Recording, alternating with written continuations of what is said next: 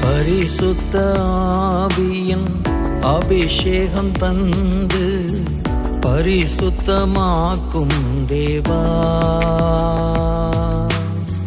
வரங்கள் கனிகள் கிருபைகள் தந்து பயன்படுத்தும் தேவா.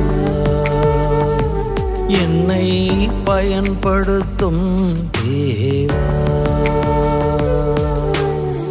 பரிசுத்த ஆவியின் அபிஷேகம் தந்து பரிசுத்தமாக்கும் தேவா.